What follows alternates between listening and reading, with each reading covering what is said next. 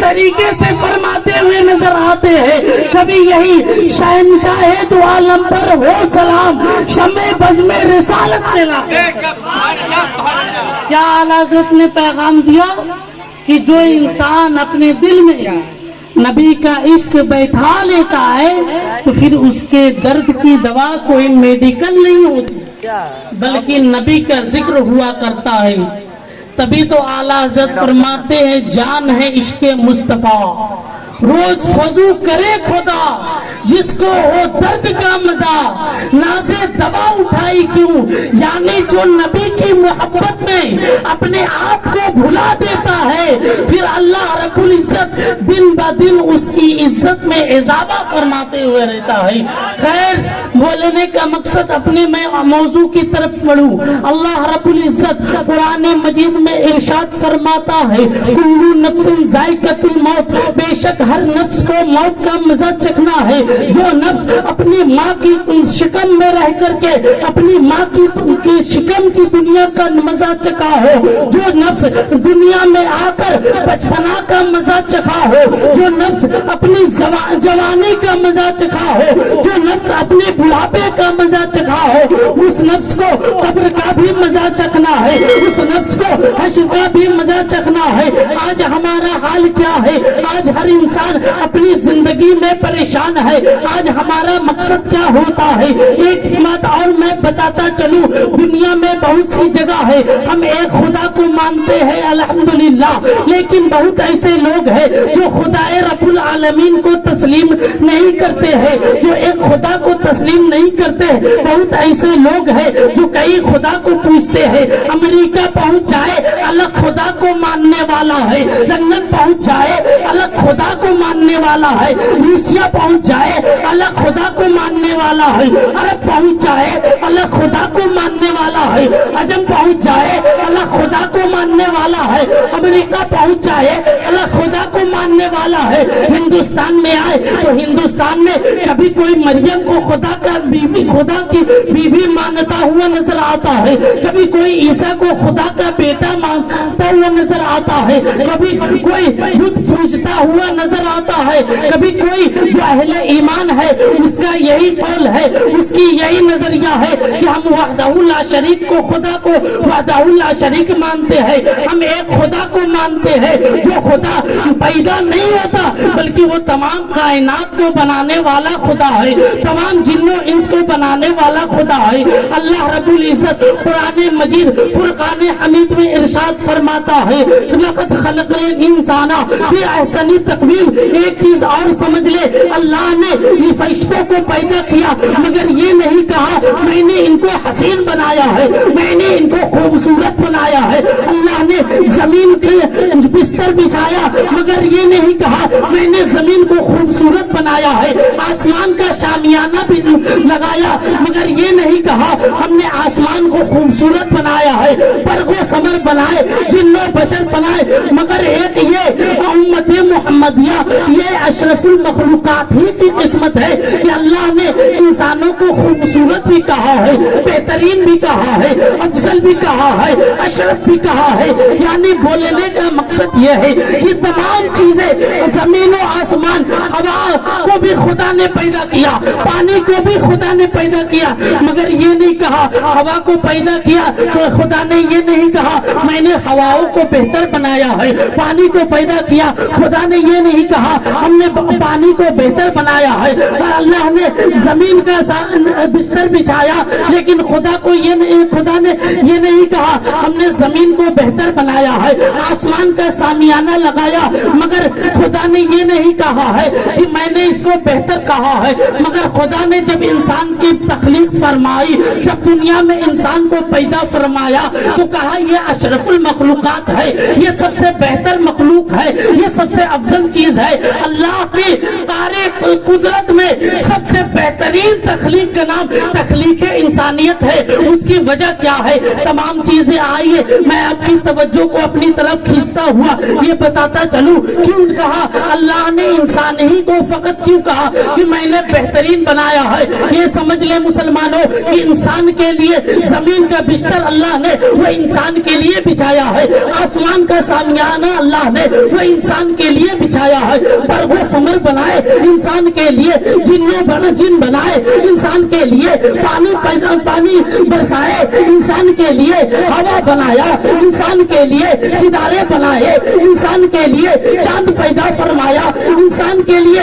مگر یہ نہیں کہا میں نے اللہ نے تمام چیزیں انسان کے لیے بنایا ہے. مگر خدا کہتا ہے ہم نے بہترین تخلیق ہم نے انسان کو بنایا. اس کی وجہ یہ ہے کہ تمام چیزیں اللہ نے انسان کے لیے بنایا ہے, مگر انسان کو اللہ نے اپنی عبادت کے لیے بنایا ہے. انسان کو اللہ نے اپنے لیے پیدا فرمایا ہے. بولنے کا مقصد کیا ہے مسلمانوں؟ جب اللہ نے اللہ کو منظور ہوا کہ میں انسان کو بنانا چاہتا ہوں, فرشتوں نے کہا اے رب العالمین میں تیری عبادت کے لیے کافی ہوں, میں تیری ریاضت کے لیے کافی ہوں, میں تیرے ذکر کے لیے کافی ہوں, میں تجھ پر سب سے زیادہ اگر کسی کائنات میں کوئی سجدہ سب سے زیادہ کرنے والا ہے وہ فرشتوں کی جماعت ہے. تو اللہ رب العزت نے فرمایا انی عالم ما تعلمون, اے فرشتوں جو میں جانتا ہوں وہ تم نہیں جانتے. بولنے کا مقصد کیا ہے مسلمانوں؟ اللہ نے فرشتوں کو پیدا فرمایا. بہت ایسے فرشتے ہیں جو اللہ کے لیے فقط سجدہ ہی کرتے رہتے ہیں, بہت ایسے فرشتے ہیں جو اللہ کے لیے صرف رکوع ہی کرتے رہتے ہیں, بہت ایسے فرشتے ہیں جو اللہ کے لیے صرف قیام ہی کرتے رہتے ہیں. اس کی وجہ کیا ہے؟ اللہ نے سجدے کے لیے فقط فرشتوں کو بنایا, رکوع کے لیے فرشتوں کو بنایا, مگر ان میں فرشتوں میں بیوی کا کوئی تصور نہیں ہے, فرشتوں میں بھائی کا کوئی تصور نہیں ہے, فرشتوں میں کوئی بھائی رشتہ دار کا تصور نہیں ہے, مگر انسان کو افضل کیوں بنایا؟ اس کی وجہ یہ ہے کہ اللہ نے فرمایا اے فرشتوں تم نہیں جانتے جو میں جانتا ہوں. انسان میں بے شک اس کی بیوی بھی ہوگی, اس کے اولادیں بھی ہوں گے, اس کے بھائی بھی ہوگی. اگر میں ان کی اولادوں میں اگر کسی ایک کو چھین لوں پھر بھی کہے گا اللہ کی نعمت تھی اللہ نے لے لیا. میں اس کی بیوی کو چھین لوں پھر بھی یہی کہتا ہوا نظر آئے گا, صبر کر کے یہی کہتا ہوا نظر آئے گا بے شک اللہ نے مجھے بیوی عطا فرمایا, اللہ ہی کی چیز تھی اللہ ہی لے گیا. میں اگر اس کی اولاد کو چھین لوں, اللہ اولاد کو کی نعمت دے کر اولاد کو چھین لوں تو وہ بھی یہی کہتا ہوا نظر آئے گا منہا خلقناکم وفیہا نعیدکم ومنہا نخرجکم تارۃ اخری. یعنی اللہ نے اسی انسان کو اسی مٹی سے پیدا فرمایا ہے, پھر اسی مٹی میں ملانا بھی ہے اور اسی مٹی سے بروز قیامت اٹھانا بھی ہے. اسی لیے تم نہیں جانتے تمہارے اندر سجدہ ہے, تمہارے اندر سجدوں کی کثیر تعداد ہے, تمہارے اندر رکوع کی تعداد ہے, تمہارے اندر قیام کا تعداد ہے, مگر تمہیں کوئی تمہارے اندر رشتہ دار کا کوئی تصور نہیں ہے. مگر میں جو انسان کو پیدا کر رہا ہوں بے شک بہت سے لوگ ہوں گے جو میری نافرمانی کریں گے, بہت سے لوگ ہوں گے جو میرے خلاف چلیں گے, مگر اسی میں کچھ ایسے بھی لوگ ہوں گے جب کربلا کا میدان آئے گا تو اللہ کے لیے گھر کا گھر لٹاتا ہوا نظر آئیں گے. بہت سے ایسے لوگ بھی ہوں گے کہ اپنی راتوں کی نیند کو چھوڑ بھول جائیں گے. کس لیے؟ اس لیے میرا رب راضی ہو جائے, اللہ کا ذکر کرنے لگے. بولنے کا مقصد ہے کیا؟ بولنے کا مقصد ہے مسلمانوں اللہ رب العزت نے ہمیں اس لیے نہیں پیدا فرمایا ہے کہ ہم صرف اپنی زندگی میں کماتے رہے کھاتے رہے, ہمیں اس لیے نہیں پیدا فرمایا ہے کہ ہمیں حلال اور حرام کی تمیز نہ ہو, دولت آ رہا ہے آتے چلا جائے. ہمیں صرف اس لیے نہیں پیدا فرمایا ہے کہ ہم صرف اپنی اولادوں کو پرورش کریں, ہمیں صرف اس لیے نہیں پیدا فرمایا ہے کہ ہم صرف اپنے بھائیوں سے محبت کریں, بلکہ اللہ رب العزت نے ہمیں اس لیے پیدا فرمایا ہے کہ بے شک بھائی کی की मोहब्बत अलग है, औलाद की मोहब्बत अलग है, माँ बाप की मोहब्बत अलग है, रिश्तेदार की मोहब्बत अलग है, मगर जब जरूरत अल्लाह के और अल्लाह के हबीब के सुन्नतों पर पड़े तो वहाँ पर रिश्तेदार ना देखे, बल्कि ये कहे कि तमाम रिश्तेदार अल्लाह के नबी के सदके हैं। हम अपने रिश्तेदार को छोड़ तो सकते हैं मगर फरमाने मुस्तफा को नहीं छोड़ सकते, सुन्नते मुस्तफा को नहीं छोड़ सकते। इसीलिए तो आला हजरत फरमाते हैं, इसीलिए इस तरीके से फरमाते हुए नजर आते हैं, तो ऐसे आकाओं का बंदा हूँ रज़ा, बोल बाले मेरे सरकार। बोलने का मकसद क्या है?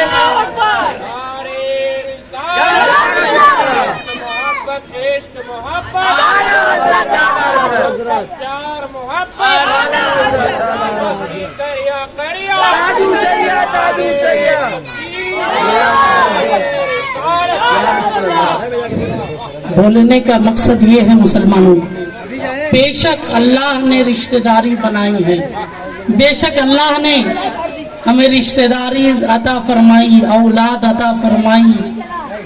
हजरत उमर है, एक वाकया मेरे ज़हन में आता है कि हजरत उमर रज़ी अल्लाह ताला अन्हु अल्लाह के महबूब की बारगाह में हाजिरी देते हैं, कहते या रसूल अल्लाह, क्या मैं मुकम्मल मुसलमान बन गया? आज का ये हाल है, हमने देखा है कि अगर शरीयत की बात अगर दूसरे पर नाफिज हो तो हम जज बन जाते हैं, मगर मतलब जो है अगर कोई दूसरा शख्स गुनाह कर रहा है हम हाकिम बन जाते हैं, नहीं ये फला चीज गलत है।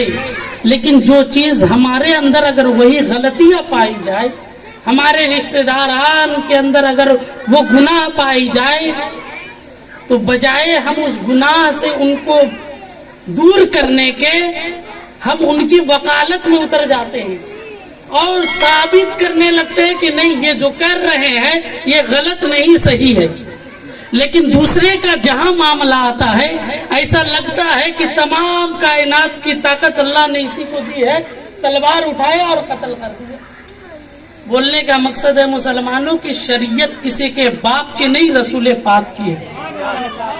आज अगर जरूरी है हमें, आज हम अपनी मौत को याद करें, आज फकत हमारे ज़हनो फिक्र में इतना ही बेबस्त हो चुका है, जिंदगी में कमाना है, खाना है, मर जाना है, जो होगा देखा जाएगा।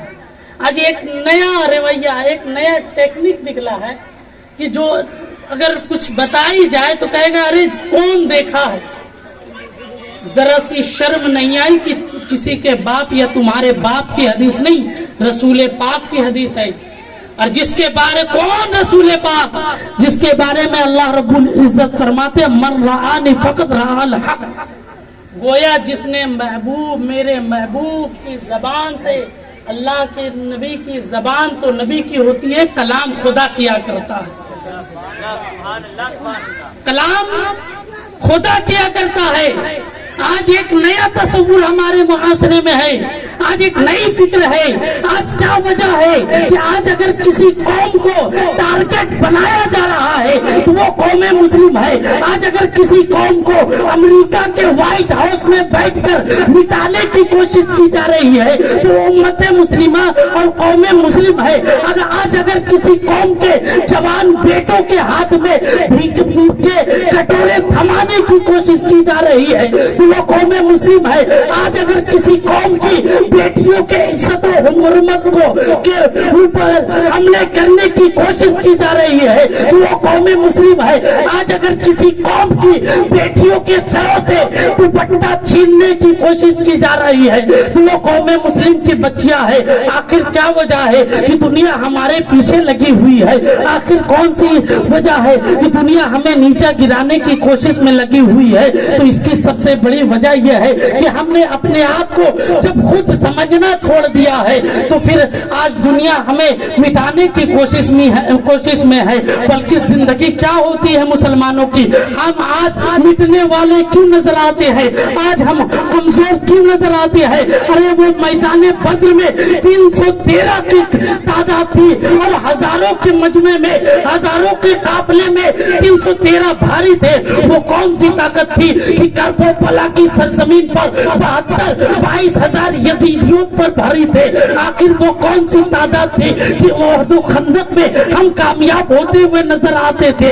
आखिर वो कौन सी ताकत थी कि ऐसा वक्त आता था अगर कुफार मुशरिकीन कहीं जाने लगते थे तो अपनी बच्चियों को मुसलमानों के घर में छोड़ दिया करते थे, इसलिए कि अगर मेरी बच्चियों की इज्जत और हुर्मत की हिफाजत अगर कहीं हो सकती है तो मदीने वाले मुस्तफा के कलमा पढ़ने वालों के यहाँ हो सकती है। आखिर वो वजह क्या थी? वजह ये थी कि उन्होंने अपनी जिंदगी को बस इतना ही समझा है कि हमें जो जिंदगी मिली है जीने के लिए नहीं मिली, बल्कि ये जिंदगी मरने के लिए मिली है।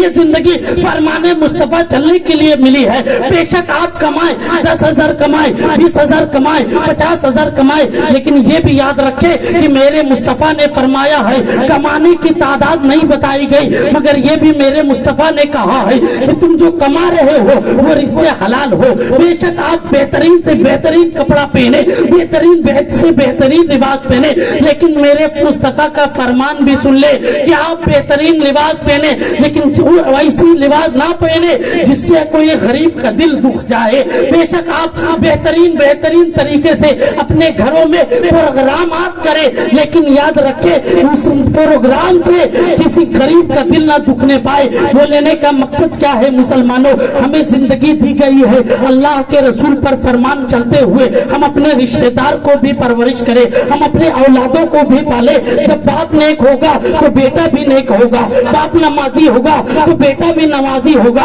बाप खुदा से खौफ खाने वाले होगा तो बेटा भी खौफ खाने वाला होगा।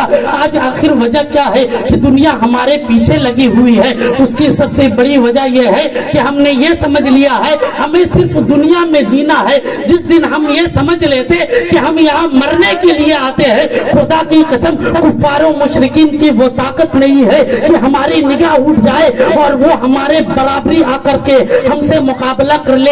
आइए मैं आपके ज़हन को अपनी तरफ खींचता चलूं। आज हम कहते हैं हम भी अल्लाह से डरने वाले हैं, हम भी अल्लाह से मोहब्बत करने वाले हैं, मगर कौन सी डर? जब डर का वक्त आता है हम रातों को अल्लाह को भूल कर गुनाह में गुजारते रहते हैं। जब नमाजों की पाबंदी से हम दूर भागते हैं और कहते हैं हम अल्लाह के से खौफ खाते हैं, हम मौत की तैयारी करते हैं, हम रोजों से दूर है मगर कहते हैं हम मुसलमान हैं, हम रोजों से नमाजों से दूर है, हम कहते हैं हम मरने के लिए आए हैं। हरगिज़ नहीं मुसलमानों, बल्कि एक चीज याद रखे, आज दुनिया का निजाम क्या है? आज हर इंसान के ज़हनो फिक्र में ये है मेरा नाम ऊंचा हो जाए, मेरा लेवल ऊंचा हो जाए, दुनिया मुझे सलाम करे, दुनिया मेरी ख्वार खाई पूछने के लिए दुनिया मेरी जी हुजूरी में आए। मगर याद रखे मुसलमानों, हजरत मौलाए कायनात है, एक वाकया है। हजरत मौलाए कायनात एक कब्रिस्तान से गुजर रहे हैं।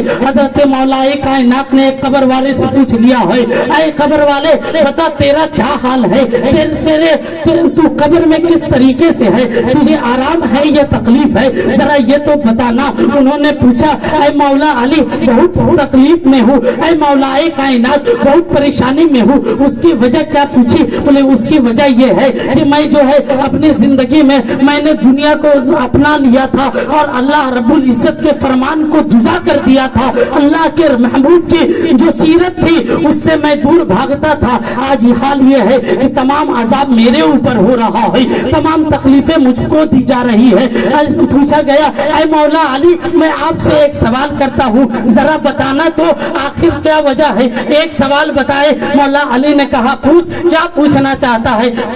उन्होंने पूछा आज दुनिया का ज़हन क्या रहता है? हम मर जाएंगे मेरी औलादों का क्या होगा? हम मर जाएंगे मेरे मालो दौलत का क्या होगा? हम मर जाएंगे मेरे नामो नमूद का क्या होगा? मगर याद रखे मुसलमानों, मिनिस्टर हो, ऑफिसर हो, मुफ्ती हो, आलिम हो, फाजिल हो, हाफिज हो, कारी हो, नेता हो, मिनिस्टर हो, पुलिस्टर हो, एडवोकेट हो, चाहे किसी भी मनसब पर फाइज हो, जब मौत आती है तो सबसे पहले उसकी दौलत नहीं छीनती, सबसे पहले उसका पैसा नहीं छीनता, बल्कि जब मौत आती है तो सबसे पहले उसका नाम छीन लेता। जिस नाम के लिए वो जिंदगी भर तड़पता रहा कि नहीं मेरा नाम ऊंचा हो जाए, مجھے سب سے اچھا سمجھے، مجھے سب سے افضل سمجھے، جب موت آتی ہے تو سب سے پہلے اس کا نام چھینتی ہے۔ کل تک اس کو ایڈوکیٹ کے نام سے جانا جاتا تھا، کل تک اسے منسٹر کے نام سے جانا جاتا تھا، کل تک اسے مفتی کے نام سے جانا جاتا تھا، کل تک اسے شاعر کے نام سے جانا جاتا تھا، کل تک اسے مقرر کے نام سے جانا جاتا تھا، کل تک اسے ایڈوکیٹ کے نام سے جانا جاتا تھا۔ لیکن جیسے ہی موت آئی کوئی یہ نہیں کہتا ایڈوکیٹ صاحب کہاں ہے، کوئی یہ نہیں کہتا مفتی صاحب کہاں ہے، کوئی یہ نہیں کہتا وکیل صاحب کہاں، بلکہ سب یہی پوچھتا ہے مرحوم کہاں۔ کیا پوچھتا ہے؟ مرحوم کہاں ہے۔ آج کیا حال ہے، ہم زندگی بھر نام کے لیے دوڑتے رہے، لیکن جب موت آئے تو سب سے پہلے میرا نام ہی ختم۔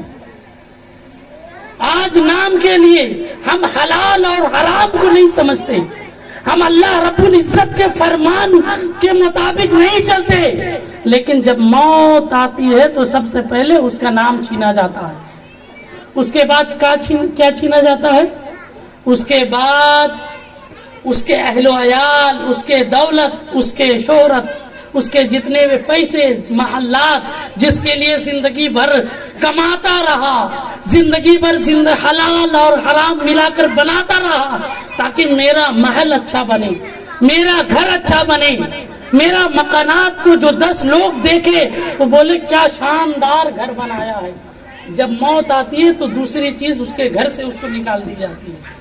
رشتے دار ہو، بیوی ہو، بال بچہ ہو، ماں ہو، کون ماں؟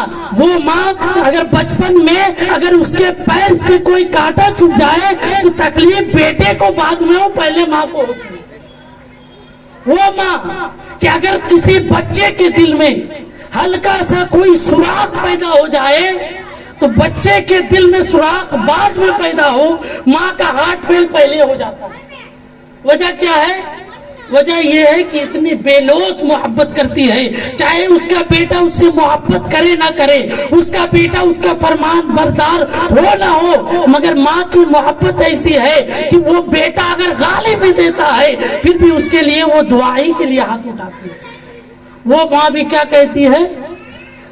کتنا جلدی جنازے کو نہلا کر قبرستان لے جایا جائے۔ تیسری چیز، بیوی، انسان کے ماں کے بعد سب سے زیادہ حق بیوی کا ہے۔ کسی کا اگر شوہر انتقال کر جائے تو پھر اس کی زندگی اس طریقے سے ہوتی ہے جیسے بے پانی کا درخت، مگر وہ بھی انتقال اگر شوہر کا کیا، بیوی بھی کہتی ہے کب مٹی ہوگی۔ اولاد جو کل تک اگر باپ کو کوئی تکلیف آ جائے تو باپ کے لیے کبھی شال لا کے دیتا ہے، کبھی باپ کے لیے ہارلکس لا کے دیتا ہے، کبھی باپ کے لیے بہترین دوائیں لا کر دیتا ہے، کبھی اپنے باپ کے آرام کے لیے بہترین جگہ منتخب کرتا ہے، بہترین جگہ کا انتخاب کرتا ہے۔ وہ بھی کہتا ہے کتنا جلدی ابا کو غسل دے اور قبرستان میں پہنچائے۔ سب سے دوسری نمبر میں وہ کیا چھینتا ہے؟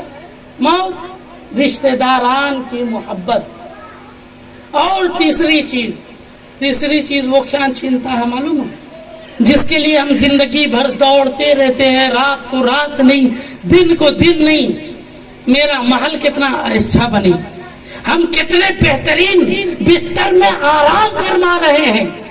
اگر گھر میں سرد کا موسم آ جائے تو بہترین ہم گدے منتخب کرتے ہیں، اچھا سویٹر لاتے ہیں تاکہ ہمیں کوئی ٹھنڈی نہ لگ جائے، مگر جب وہ جاتا ہے تو پھر وہی ہوتا ہے، نہ اندر میں قبرستان میں نہ اس کے لیے گدا ہے، نہ اس کے لیے بچھونا ہے، نہ گرمی کے لیے اے سی ہے، نہ ٹھنڈک کے لیے شال ہے، نہ برسات کے لیے چھت ہے۔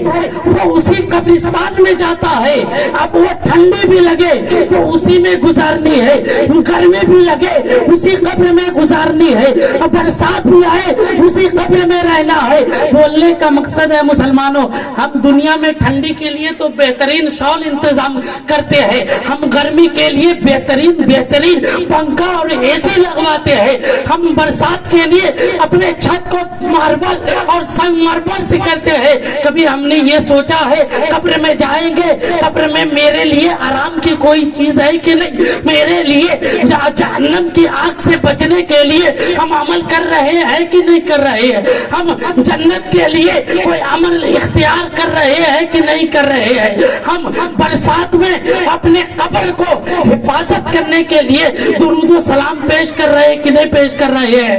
آج ہم دنیا کی 40 سالہ زندگی میں ہم بے شمار چیزیں ہم اختیار کرتے ہیں, ہمارے ذکر ذہن میں ہے کتنا بہترین ہم کپڑے لاتے ہیں, بہترین چیزیں ہم سجاتے ہیں تاکہ دنیا والے ہمیں بہتر کہے, لیکن کبھی یہ سوچا ہے کہ ہم 40 سال کی عمر کے لیے اتنا انتظام کرتے ہیں جسے ہمیں ہزار سال جس جگہ رہنا ہے اس جگہ کے لیے ہم کیا انتظام کیے, اس جگہ کے لیے کیا ہم منتخب کیے. حضرت امام سیوطی رحمت اللہ علیہ فرماتے ہیں کہ جب ایک نیک انسان انتقال کرتا ہے تو جس جگہ قبر کھودی جاتی ہے وہ قبر کی زمین کہتی ہے ارے دیر نہ کر جلدی آ جا, ارے میں وہ خوش نصیب جگہ ہوں اور تو جلدی آ, تو جیسے ہی قبر میں آئے گا سوالات اور جوابات کی منزلت کو طے کرے گا, میں تیرے لیے جہنم کی گرمی سے ٹھنڈک بن جاؤں گی, میں تیرے لیے جنت کی کیاریوں میں سے ایک کیاری بن جاؤں گی. لیکن جب ایک قبر میں گناہگار جاتا ہے, بے نمازی جاتا ہے, بد کردار جاتا ہے, زانی جاتا ہے, منافق جاتا ہے, بے ایمان جاتا ہے, تو قبر کہتی ہے ہائے ہائے افسوس ہے کہ تجھے وقت ملا اور تو کامیاب نہ ہو سکا, میں تجھے مزہ چکاتی ہوں, میرے اوپر بہت اکڑ کے چل رہا تھا, اب اس اکڑ کو میں نکالتی ہوں, آج ابھی یہ حال ہے. قبر پکارتی ہے. اللہ کے نبی کی حدیث ہے کہ قبر جنت کی کیاریوں میں سے ایک کیاری ہے, جنت کی کیاریوں میں سے جگہ میں سے ایک جگہ ہے, یا پھر جہنم کی آگ میں سے ایک آگ ہے. اب لوگ خود ہی اپنا انتخاب کرے, اس لیے میرے سرکار فرماتے ہیں الدنیا سجن للمؤمنین وجنت للکافرین, دنیا مومن کے لیے قید خانہ ہے اور کافر کے لیے جنت ہے. کیا چیز ہے مومن کے لیے؟ قید خانہ. اب ایک بات بتائیے, جب انسان کسی جیل میں جاتا ہے, کسی جگہ کا قیدی بنتا ہے, تو اس جگہ پر اس کو پریشانی ہوتی ہے یا آرام سے رہتا ہے؟ آپ خود بتائیں, پریشانی ہوتی ہے نا. پھر بھی وہ اپنا یہ خواہش میں ذہن میں رکھتا ہے نا, امید میں رکھتا ہے ایک دن چھوٹیں گے تو آرام کی زندگی گزاریں گے. لیکن آج ہمارا حال کیا ہے؟ اللہ کے محبوب نے کیا فرمایا کہ دنیا کافر کے لیے جنت مومن کے لیے قید خانہ ہے, لیکن آج جنت تو ہم بنا بیٹھے, آج تو ہر چیز دنیا کو ہم سمجھ بیٹھے ہیں. یاد رکھے مسلمانوں, قبر میں نہ باپ ساتھ جائے گا, نہ ماں ساتھ جائے گی, نہ اولاد ساتھ جائے گا, کوئی ساتھ نہیں جائے گا. اللہ کے نبی کی حدیث ہے کہ ایک انسان کے 3 بھائی ہیں, ایک مومن کے 3 بھائی ہے. 3 بھائی کون ہے؟ وہ دنیا دار نہیں, یہ مثال دی گئی. آج اگر دنیا میں اگر کوئی بھائی اس کا دھوکے باز نکلے تو وہ کہتا نہیں ہرگز اس کو ہم اپنے ساتھ نہیں رکھیں گے. کیوں؟ یہ مجھے دھوکہ دیتا ہے, پریشانی دیتا ہے. دنیا بھی ایک دھوکہ ہے. دنیا میں تمہیں امتحان کے لیے پیدا کیا گیا ہے. میرے آقا فرماتے ہیں دنیا مزرع الآخرہ, یعنی دنیا آخرت کی کھیتی ہے. اب ایک انسان اگر دنیا میں رہ کر کے اب اگر اپنی کھیتی میں اگر وہ پھول کھلائے گا, اگر وہ اپنی کھیتی میں گیہوں لگائے گا تو وہ تو گیہوں ہی ملے گی. اگر وہ اپنی کھیتی میں کانٹا لگائے اور کہے کہ گیہوں نہیں ملا یا پھول نہیں ملا تو کبھی ہو سکتا ہے. تو اللہ کے محبوب نے کیا فرمایا؟ دنیا آخرت کی کھیتی ہے, تم جیسا کر کے جاؤ گے ویسا تم پاؤ گے. اللہ رب العزت نے فرمایا, سورہ فاتحہ کی یہ آیت ہے, اللہ رب العزت فرماتے ہیں میں مالک یوم الدین, میں یوم جزا کا مالک ہوں. یعنی پہلے کے جو امتی آئے تھے حضرت لوط علیہ السلام کے جو امتی تھے, اگر کوئی دن میں گناہ کرتے تھے رات میں اس کے دروازے پر لکھ دیا جاتا تھا اس نے اللہ کی یہ نافرمانی کی ہے, اور اس کے لیے اللہ رب العزت آسمان سے آگ برساتا تھا اور وہ اسی آگ میں جل کر ختم ہو جایا کرتا تھا. لیکن یہ امت محمدیہ اور میرے آقا محمد رسول اللہ کعبہ کے بدو تجا طیبہ کے سمسو دعا دافعِ جملہ بلا شافعِ روز جزا محمد روحی روحی فدا صلی اللہ تعالی وسلم کے بے کس پناہ میں میرے آقا کا بے شک بے پناہ احسان ہے کہ ہم پر وہ عذاب نہیں ہے بلکہ ہمیں اللہ نے یہ پروانہ دے دیا, تم دنیا میں جو بھی کچھ کرو میں آخرت میں تمہارا حساب لوں گا, میں آخرت میں تمہارا حساب لوں گا. حضرت مولائے کائنات سے پوچھا اس شخص نے کہ اے علی آپ یہ بتائیے میں جو دنیا میں اپنی بیوی کو چھوڑ کر کے آیا تھا, اپنی جو اہلیہ کو اپنی شریک حیات کو چھوڑ کر کے آیا تھا وہ اس وقت کیسی ہے؟ مولائے کائنات فرماتے کہ تم اپنی بیوی کی خبر جاننا چاہتے ہو, تمہاری بیوی نے تیرے انتقال کے بعد دوسرا نکاح کر لیا. بولے اے علی یہ بتائیے میری آل و اولاد کا کیا ہوا؟ بولے وہ جس دن تو دنیا چھوڑ کر کے آیا تھا وہ کچھ دن تک وہ تیرے غم میں شریک ہوئے, روئے, گریہ زاری کیے, تیرے اوپر فاتحہ پڑھے اور تجھے بھول گئے. مولا علی سے پوچھا گیا اے علی یہ بتائیے میرے دولت اور جو میں نے مال و زر کو جمع کیا تھا اس کا کیا ہوا؟ بولے تیرے انتقال کے بعد تیرے بچوں نے آپس میں بانٹ لیا اور تجھے بھول گیا. بولے اے علی میرے دوستوں کا کیا ہوا؟ تو مولائے کائنات فرماتے ہیں جو دوست تیرے لیے یہ کہا کرتے تھے کہ یار تو اگر ایک منٹ کے لیے نہیں ملتا میرا من نہیں لگتا, تو نہیں آتا, تیرے بغیر اگر ہم چائے پیتے, تیرے بغیر اگر ہم کھانا کھاتے, تیرے بغیر ہم بیٹھتے, تیرے بغیر کہیں جاتے من نہیں لگتا. وہ دوست کا آج حال یہ ہے کہ تو جیسے ہی انتقال کر گیا اس نے نئے دوست بنا لیے. کیا کیے؟ نئے دوست بنا لیے. کیا ہوا؟ ختم کہانی. جس چیز کو وہ اپنا سمجھتا تھا ختم ہو گیا ہے.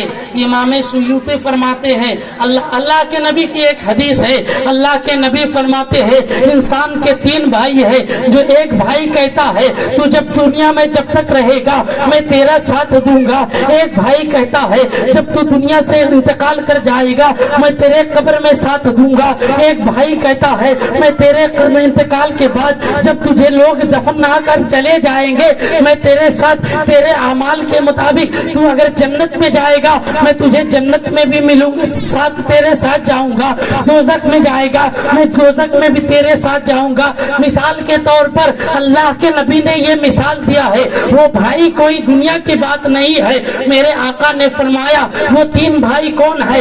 ایک بھائی تیرے مال و دولت ہے, جب تک تو دنیا میں تھا تیرے مال و دولت کی بنیاد پر لوگ تجھے سلام کیا کرتے تھے, لوگ تیری عزت کیا کرتے تھے, لوگ تیرے جو ہے منقبت کھایا کرتے تھے, لوگ تیری ثنا خوانی کیا کرتے تھے, لوگ تیری عزت و حرمت کا بہت ہی قدر کیا کرتے تھے, لوگ تیری جو ہے شان و شوکت کو بتایا کرتے تھے. مگر جیسے ہی تو دنیا سے جائے گا مال و دولت تیرا ساتھ چھوڑ دے گا. مولا ہمارے آقا نے فرمایا ایک دولت بھائی تو یہ ہو گیا, دوسرا بھائی وہ ہے جس کو تو اپنا بھائی کہتا ہے, جس کو تو اپنا ماں تو اپنی ماں کہتا ہے، جس کو تو اپنا باپ کہتا ہے، جس کو تو اپنی شوہر سمجھتی ہے، جس کو تو اپنی بیوی سمجھتا ہے، جس کو تو اپنی آل و اولاد سمجھتا ہے، میرے آقا فرماتے ہیں دوسرا بھائی تیرے رشتہ دار ہے جو تیرے انتقال کے بعد تجھے غسل دے گے، تجھے قبر میں اتار کر اس کے بعد چلے آئیں گے۔ مولا نے فرمایا، میرے آقا دو جہاں نے فرمایا یہ تو دو بھائی ہو گئے، تیسرے بھائی کون ہے؟ میرے آقا نے فرمایا وہ تیسرے بھائی کی مثال وہ ہے جو تو دنیا میں رہ کر نیک کام کیا کرتا تھا، جو دنیا میں رہ کر پورے کام کیا کرتا تھا، تو جو دنیا پہ رہ کر اپنی دولت کے مطابق کسی غریب پر ظلم کیا کرتا تھا، تو دنیا میں رہ کر اگر تجھے دولت ملی ہے کسی غریب کی مدد کیا کرتا تھا، تو دنیا میں رہ کر کسی غریب بچی کی امداد کیا کرتا تھا، تو دنیا میں رہ کر کسی غریب کی پریشانی کو اپنے دولت کے ذریعے سے دور کیا کرتا تھا۔ یہ تیسرا بھائی وہ ہے، اگر تو نے نیکی کیا تو یہی نیکی تیرے قبر میں بھی ساتھ جائے گی اور حشر میں تیرے ساتھ جہنم میں بھی جائے گی، اور اگر تو نے نیک اعمال کیا ہے تو تیرے ساتھ وہ قبر میں بھی رہے گی اور جنت میں بھی جائے گی۔ پتہ کیا چلا تین بھائی کون ہے؟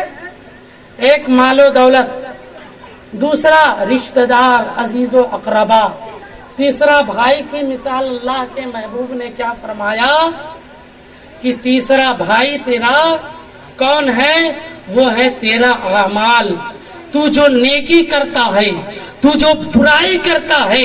آئیے دیکھتے ہیں ہم آج خود کو اپنے آپ کو، اگر مجھے کوئی پریشانی آ جائے ہم اپنے آپ کو سب سے زیادہ پریشان سمجھتے ہیں، ہم اپنے آپ کو سب سے زیادہ گریو جاری کرنے والا سمجھتے ہیں، ہم اپنے آپ کو سب سے زیادہ صبر کرنے والا سمجھتا ہے۔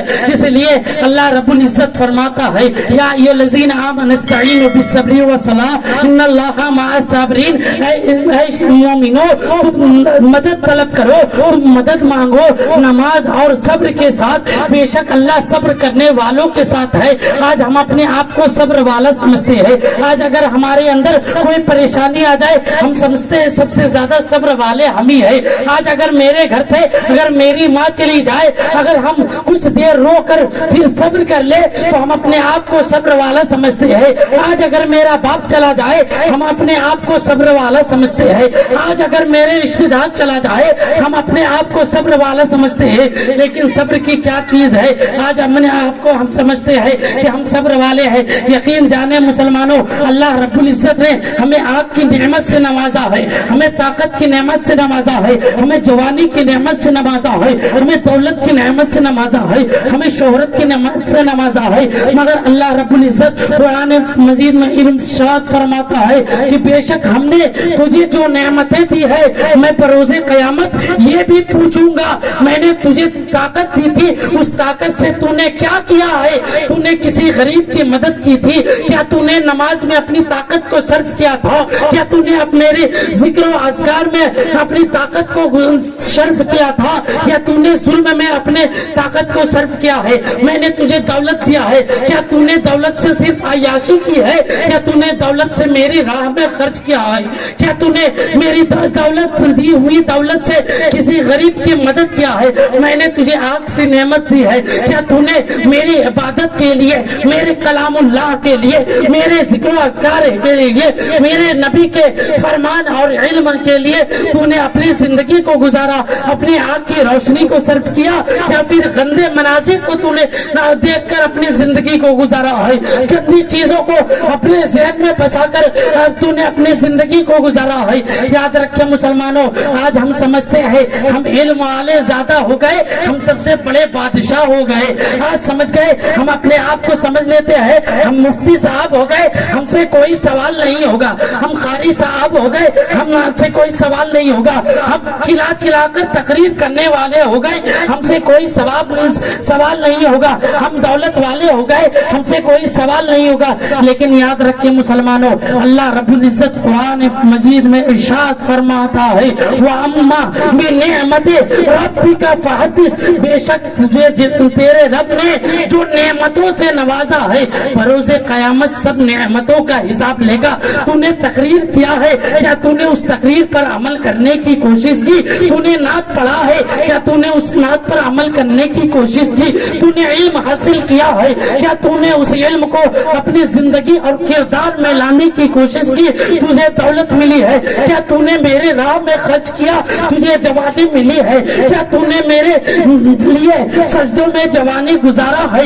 यकीन माने मुसलमानों, हर चीज नेमत अल्लाह रब्बुल इज्जत हमेशा एक बरोज़े क़यामत हमसे हर चीज का हिसाब लेगा।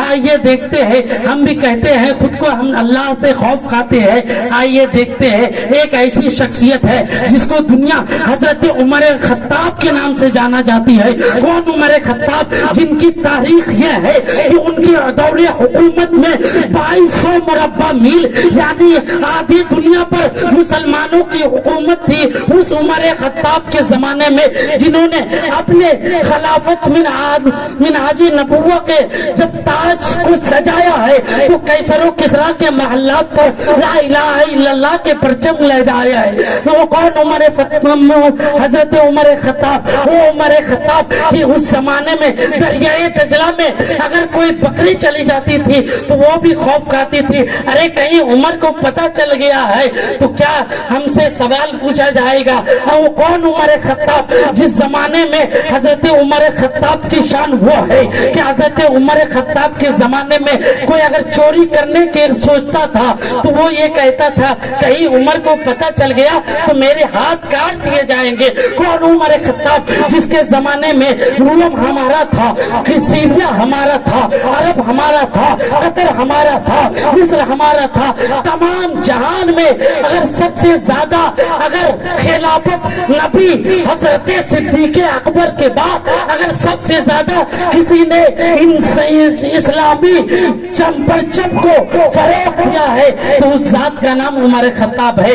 कौन? उमर खत्ताब है जिसकी शान यह है कि जिस गली से हजरत उमर गुजरते थे कुफार मुशरिकीन डर जाते थे, अरे हमने क्या गलती किया है जो उमर हमारी तरफ आ रहे हैं। कौन? उमर खत्ताब, जिसके बारे में अल्लाह के महबूब फरमाते हैं कि जिस गली से, जिस राह से, जिस चौराहे से उमर गुजर जाए उधर से कभी शैतान नहीं गुजरता है। कौन? Umar Khattab. वो उमर खत्ताब जिसको अल्लाह रब्बुल इज्जत ने दुनिया में रहकर कहा था अगर मेरे बाद कोई नबी होता तो वो उमर होता। मैं कौन? Umar Khattab. वो उमर खत्ताब जिसकी शान ये है कि उमर खत्ताब के जमाने की शान ये है कि अगर चोर भी सोचता कि हम चोरी करें तो खौफ से चोरी नहीं करता, कहीं उमर को पता ना चल जाए। वो उमर जिसकी हुकूमत आधी दुनिया पर हो। आज का हाल तो ये है कि अगर किसी को मुखिया गिरी मिल जाए तो अपने आप को सबसे ज्यादा दादागिरी वो अपने आप ही को समझता है, सबसे ज्यादा हम प्रधानमंत्री बन गए।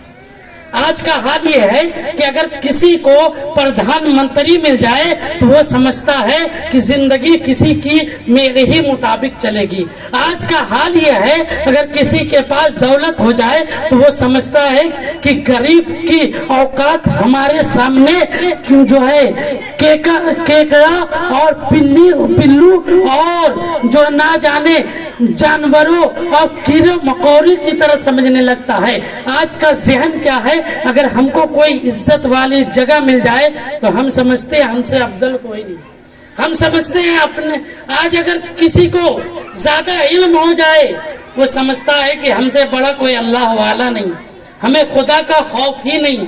मगर याद रखिए मुसलमानों, हजरत उमर की वो जात है, आधी दुनिया में उनकी हुकूमत चलती थी, मगर हाल ये था कि वो रात भर रोया करते थे कि कहीं उमर के खिलाफत के जमाने में कोई बकरी दरियाए दजला में चली जाए तो कयामत में कहीं अल्लाह रब्बुल इज्जत का महबूब ये ना पूछ ले कि ऐ उमर, हमने जो आपको जिम्मेदारी दी थी, आपके जिम्मेदारी के दौर में दरियाए दजला में बकरी क्यों मर गई। उनका ये वाकया है। मैं अपनी तकरीर को समेटता चलूं। हजरत उमर है, رات کا وقت ہے، تمام عرب والے سو رہے ہیں، مکے اور مدینے والے تمام سو رہے ہیں، مدینے کی گلیاں ہے، حضرت ایک سایہ ہے جو اپنے آہستہ آہستہ قدم بڑھا رہا ہے. کون ہے وہ؟ کوئی دنیا کا معمولی شخص نہیں، بلکہ اپنے وقت کا دور خلافت پر بیٹھنے والا جنتی شخص حضرت عمر ہے. جا رہے ہیں، اچانک سے ایک گھر میں حضرت عمر کو کچھ آواز سنائی دی. حضرت عمر رک گئے، دروازے پر رک کر سن رہے ہیں. اندر سے آواز آ رہی، ایک ماں ہے ایک بیٹی، ایک ماں ہے ایک بیٹی ہے. ماں کہہ رہی ہے بیٹی تیل میں پانی ملا لے، گیہوں میں کنکڑی تھوڑا ملا لے، اس لیے کہ دن میں اگر ملائے گی تو کہیں عمر دیکھ نہ لے. جلدی سے رات کا وقت ہے، اندھیرا قائم ہے. حضرت عمر سن رہے ہیں. بیٹی کہتی ہے ماں بے شک عمر دیکھے نہ دیکھے، عمر کا خدا تو دیکھ رہا ہے. آج ہمارا حال کیا ہے؟ دن بھر خوب نماز پڑھے، خوب روزہ رکھے، خوب ذکر و استغفار کرے، خوب تسبیح و تحلیل کرے، لیکن جیسی رات ہوا ہم بھول گئے خدا کی ذات. لیکن دیکھیے اللہ والوں کی زندگی کیسی گزری ہے. حضرت عمر کا زمانہ ہے جس عمر کے قدم سے شیطان دور بھاگتا ہے. اس زمانے میں بیٹی کہہ رہی ماں بے شک آپ تو ملا لو گی، عمر دیکھے نہ دیکھے عمر کا خدا تو دیکھ رہا ہے. اتنا سننا تھا. حضرت عمر واپس لوٹتے ہیں، فجر کا وقت ہوتا ہے، حضرت عمر نماز پڑھتے ہیں. حضرت عمر کا معمول یہ تھا، حضرت عمر کا رول یہ تھا، حضرت عمر کا طریقہ یہ تھا، حضرت عمر کا ترتیب یہ تھی. جیسے ہی فجر کی نماز پڑھتے، وہ نماز پڑھنے کے بعد فوراً وہ گھر کی طرف لوٹتے تھے. لیکن آج کیا ماجرا ہے؟ حضرت عمر اپنے رول کے خلاف جان رہے ہیں، اپنے رول کو توڑ رہے ہیں، اپنے نیم کو توڑ رہے ہیں، اپنے قانون کو توڑ رہے ہیں، اپنے ضابطے کو توڑ رہے ہیں. آج عمر اپنے گھر کی طرف نہیں لوٹ رہے، بلکہ وہ جا رہے ہیں. ایک گھر ہے، ایک بڑھیا ہے، ایک گھر میں ایک ماں ہے، ایک بیٹی ہے. دروازے پر دستک دیتے ہیں، اندر سے آواز آتی ہے کون ہے جو دروازے کو دستک دے رہا ہے؟ کہتے انا عمر، میں عمر، آدھی دنیا کا مالک. لیکن انکساری اور اللہ کا خوف دیکھیے کہ وہ کہہ رہے، یہ نہیں کہہ رہے میں آدھی دنیا کا مالک، میں خلافت علی من حاجی نبوہ کا سر کے اوپر تاج رکھنے والا شہنشاہ، آدھی دنیا کا بادشاہ. یہ نہیں کہہ رہے، بلکہ کہہ رہے میں عمر. اب ماں اور بیٹی کے دل میں لرزہ پیدا، کپی پیدا ہو گیا. ان دونوں کے ذہن و فکر میں اب یہ بات سما گئی کہ کہیں رات میں جو ہم کام کر رہے تھے کہیں عمر کو پتا تو نہیں چل گیا، عمر نے کہیں معلوم تو نہیں کر لیا. اللہ جانے عمر آج کس وجہ سے آ رہے ہیں. وہ جلیل القدر صحابی اندر آتے ہیں، کہتے ہیں اے عمر آج آپ کو کون سی ضرورت پڑ گئی جو اس غریب کی کٹیا میں تشریف لائے؟ بولے میں نے سنا ہے کہ تیرے گھر میں ایک جوان بیٹی ہے. بولے ہاں. حضرت عمر نے کہا کہ میرے گھر میں بھی ایک جوان بیٹا ہے، میں اس سے نکاح کروانا چاہتا ہوں. جب آج کا ماحول یہ ہے کہ اگر کسی ذہن میں آج کا معاملہ یہ ہے کہ اگر کسی غریب کی بچی ہو، باپ محنت دن رات کر رہا ہے کہ میری بچی کا فیوچر برائٹ ہو جائے، میری بچی کی زندگی کا آنے والا مستقبل بہتر ہو جائے، آنے والا فیوچر اچھا ہو جائے، میری بیٹی ایسی جگہ جائے جہاں اسے ہر چیز کی عیش و عشرت سے زندگی گزرے، میری بیٹی ایسی جگہ جائے جہاں اسے کوئی تکلیف نہ ہو. بے شک ہم نے जिंदगी तकलीफ में गुजारा है, लेकिन हम इतना दौलत जमा कर ले कि अपनी बेटी को इतना दे कि उसकी जिंदगी बेहतरीन से गुजरे, उसकी जिंदगी फाका कशी से ना गुजरे। अगर उसके घर में किसी नेता का रिश्ता आ जाए तो क्या हाल होता है, पूरे मोहल्ले में चर्चा, अरे भाई मेरे घर में तो फला साहब नहीं है। लेकिन वो कौन सी ताकत थी, खुशी का क्या आलम होगा कि जिसके घर में आधी दुनिया के मालिक के बेटे का रिश्ता आया हो। हजरत उमर के बेटे हजरत आसिम का निकाह हो जाता है, वो बेटी जाती है। देखिए खौफ हजरत उमर की, आखिर क्या वजह थी।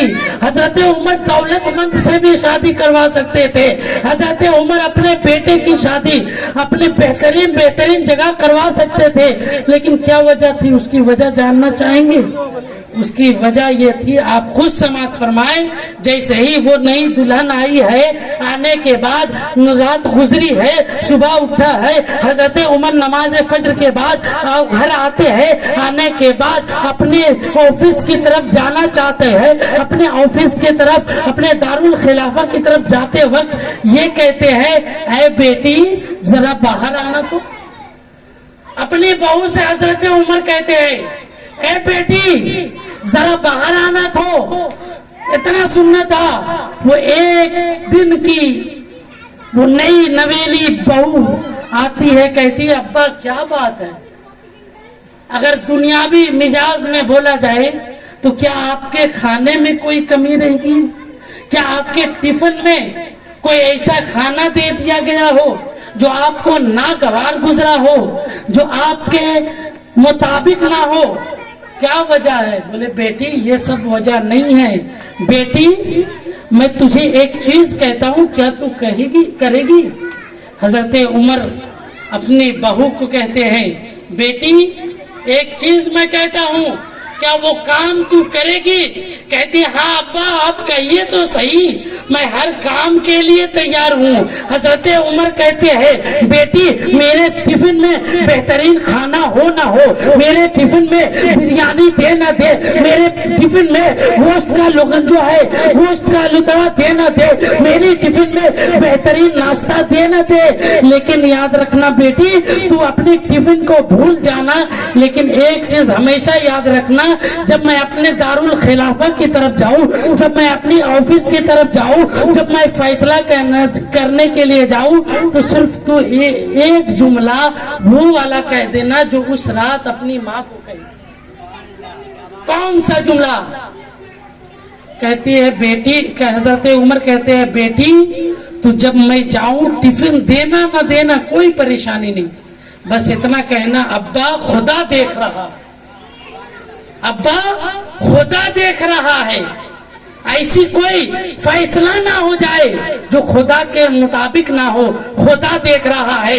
किसी गरीब का हक मारा ना जाए इसलिए ख्याल रहे, खुदा देख रहा है। किसी गरीब पर जुल्म ना हो जाए इसलिए ख्याल रहे, खुदा देख रहा है। किसी मजलूम पर जुल्म ना हो जाए इसलिए ख्याल रहे, इसलिए कह देना खुदा देख रहा है। 22 लाख मुरब्बा मील का मालिक, लेकिन जैसे ही एक ऑफिस पहुंचे हैं, एक शख्स मिला है, हजरत उमर जैसे ही फैसला करते हैं, उस शख्स ने भी यही जुमला कहा, ऐ उमर आप बेशक फैसला करें लेकिन याद रखें खुदा देख रहा है। इतना सुनना था। हजरत उमर कहते हैं, ऐ शख्स आज से मैं तुझे रकम दूंगा, आज मैं तुझे महाना दे दूंगा। तू हमेशा जब मैं घर से निकलूं, ऐ बेटी तू ये कहना खुदा देख रहा है, और जब मैं ऑफिस में पहुंचूं, ऐ शख्स तू ये कहना खुदा देख रहा है।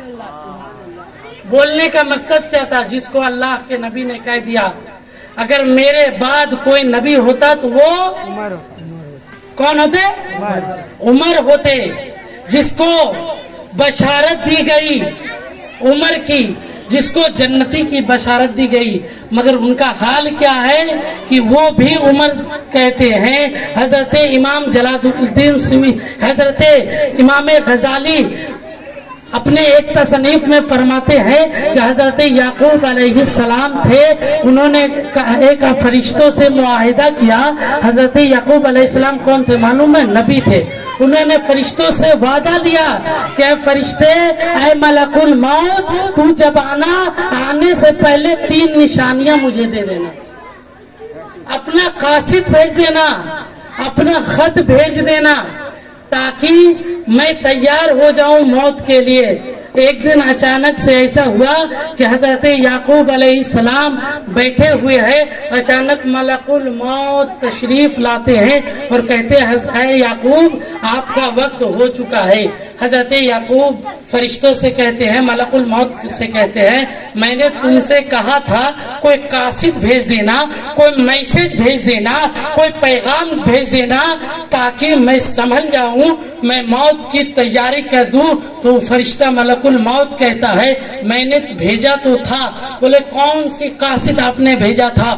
حضرت یعقوب علیہ السلام پوچھتے ہیں اے ملک الموت، تو نے کون سا پیغام بھیجا موت کے لیے؟ تو نے کون سا میسج بھیجا ہے؟ حضرت ملک الموت فرماتے ہیں جب تیرے سر کی بال اور تیرے داڑھی کے بال سفید ہو گئے، تجھے کیا پتہ نہیں چلا کہ اب میرے موت قریب ہے؟ گویا دنیا کو پیغام دے رہے ہیں کہ جب تمہارے سر یا داڑھی کے بال سفید ہو جائے، سمجھ جاؤ کہ موت کا پہلا پیغام آ چکا ہے۔ بولے دوسرا پیغام کیا تھا؟ بولے دوسرا پیغام یہ تھا کہ کیا تیرے جب دانت ٹوٹنے لگے تجھے یہ خبر نہیں ہوئی کہ اب میرا وقت قریب ہے؟ موت نے یہ پروانہ بھیج دیا ہے، تجھے خبر نہیں ہوئی؟ بولے تیسرا قاصد کیا تھا؟ تیسرا میسج، بولے جب تیرے جسم میں سے طاقت چھین لی گئی، کیا تجھے پتہ نہیں چلا کہ اب میرا موت قریب ہے؟ بولنے کا مقصد ہے مسلمانوں، آج ہم گمنامی کی زندگی جی رہے ہیں۔ اگر ہمارے ایک چیز یاد رکھیں، دنیا میں آنے کا نظام ہے، پہلے دادا آتا ہے، پھر باپ آتا ہے، پھر بیٹا جاتا ہے، لیکن کوئی مائی کا لال یہ نہیں کہہ سکتا کہ پہلے میرا دادا ہی مرے گا، پھر میرا باپ مرے گا، پھر میں مروں گا۔ آنے کا تو رواج ہے، آنے کا جو ہے ترتیب ہے، آنے کا طریقہ ہے، آنے کا ڈیفینیشن ہے، آنے کا طریقہ ہے، مگر جانے کا کوئی طریقہ نہیں۔ اسی لیے بزرگان دین نے فرمایا ہے، ایک واقعہ ہے کہ ایک شخص کو قبر میں عذاب ہو رہی تھی، عذاب جب ہو رہی تھی ایک نبی کا گزر ہوا ہے، دیکھ رہے ہیں بے شمار مارا جا رہا ہے، کبھی پتھروں جو ہے لوہوں سے ہتھوڑوں سے اسے مارا جا رہا ہے، کبھی آگ کے بستر پہ لٹایا جا رہا ہے، کبھی آنکھ میں آگ کی جلتی ہوئی رڈ کو جانا جا رہا ہے، کبھی منہ میں سانپ مسلط کر دیے، منہ سے سانپ نکل رہا ہے، کبھی سانپ ڈنک مار رہے ہیں، کبھی بچھو ڈس رہے ہیں، لیکن وہ بڑے پریشان میں ہے۔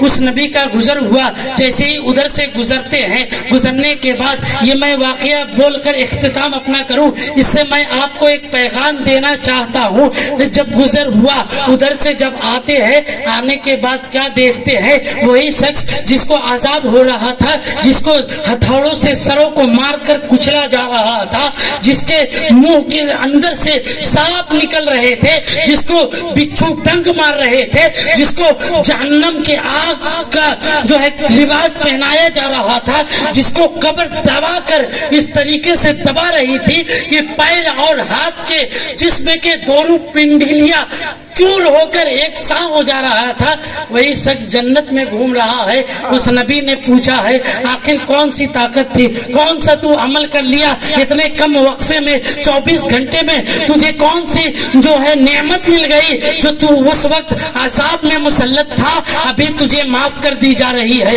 ابھی تجھے جنتی بنایا جا رہا ہے۔ تو وہ شخص کہتا ہے اے اللہ کے پیغمبر، اے اللہ کے نبی، اے اللہ کے نیک بندے، جب میں انتقال کرنے والا تھا بے شک میں بہت بڑا شرابی تھا، میں بہت بڑا جواری تھا، میں بہت بڑا زیناکار تھا، میں بہت بڑا سود خور تھا، میں بہت بڑا گناہ گار تھا، لیکن جب میں انتقال کرنے والا تھا میری بیوی کے شکم میں 4 مہینے کا میرا بچہ پرورش پا رہا تھا، میں نے اپنے بیوی کو کہا اے میرے شریک حیات، اے میری بیوی، اے میرے ہمسفر، اے میری زندگی کے مالک، اے میرے زندگی کے ساتھ چلنے والی، اے یاد رکھ میں نے بے شک دنیا میں بہت سے گناہ کیے ہیں، بہت سے عذاب کیے ہیں، میں بہت سے زناکار بھی میں رہا، جوا کھیلنے والا بھی میں رہا، حرام خوری کرنے والا بھی میں رہا، بے شک میرا کوئی ایسا وقت نہیں گزرا ہے جس سے میں گناہ نہیں کیا ہوں، مگر یاد رکھ میرے پاس کوئی نیک اعمال نہیں ہے،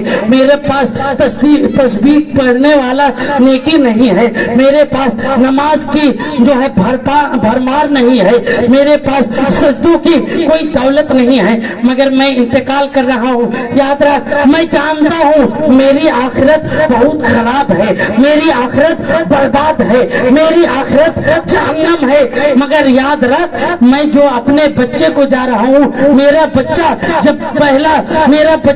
جب دنیا میں آئے گا اور 4 سال کا ہوگا تو انگلش میڈیم میں بھرتی کر مت کر، تو اسے بہترین لباس دے مت دے، تو اسے اچھا غذا کھلا مت کھلا، تو اسے دولت اور شہرت کی زندگی گزارنے والا اور بہترین لباس اور بہترین طریقے سے سجا مت سجا، کوئی ضرورت نہیں، مگر میرا بچہ جس وقت 4 سالوں کا ہوگا تو کہیں بھیجنا، مدرسے میں بھیجنا میرا بچہ، تاکہ میرا بچہ میرے لیے دعائیں مغفرت کرے۔ خدا کی قسم میں عذاب میں مبتلا تھا، آج میرا بچہ 4 سال کا ہو گیا ہے، میرا بچہ آج مدرسے میں جا کر حافظ صاحب سے، عالم صاحب سے، مفتی صاحب سے صرف بسم اللہ الرحمن الرحیم پڑھا ہے۔ اللہ رب العزت نے فرشتوں سے کہا ہے فرشتوں یاد رکھو، دیکھ لو جس کا بیٹا دنیا میں رہ کر مجھے رحمان اور رحیم کہے، اس کے باپ کو عذاب دینے میں مجھے شرم محسوس ہوتی ہے، جاؤ اس کے بیٹے کے بسم اللہ پڑھنے کی وجہ سے میں نے اس باپ کے تمام گناہوں کو بیٹے کے بسم اللہ پڑھنے سے اس کے باپ کو عذاب ہوتا ہے۔ جب ایک بیٹا نماز پڑھے گا تو کیا اس کے باپ کو ثواب نہیں ہوگا؟ ایک بچہ اگر زکوٰۃ دے گا تو اس کے باپ کو ثواب نہیں ہوگا؟ اللہ رب العزت قرآن میں فرماتا ہے یا ایھا الذین آمنوا قوا انفسکم واہلیکم نارا وقودھا الناس والحجارہ، اے ایمان والو تم خود بھی بچو اور اپنے اہل و عیال کو بچاؤ اس جہنم کی آگ سے جس کا ایندھن، جس کا خوراک انسان ہے اور پتھر ہے۔ بولنے کا مقصد ہے مسلمان